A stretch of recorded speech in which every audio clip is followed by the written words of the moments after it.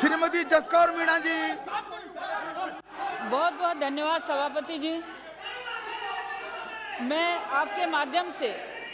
ये जानना चाहती हूँ कि जिस तरह से कृषकों की आय दोगुना करने के लिए यशस्वी प्रधानमंत्री जी ने सपना देखा है और इस कार्यक्रम के अंतर्गत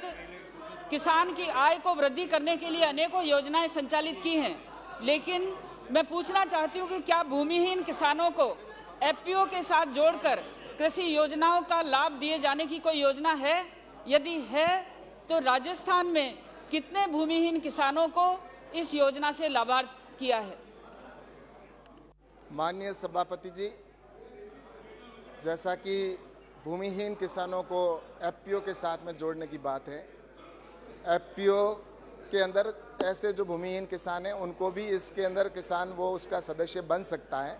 और इसके साथ ही उसके ये गाइडलाइन में है कि वो उसका जो भूमि मालिक है उसका उसके पास में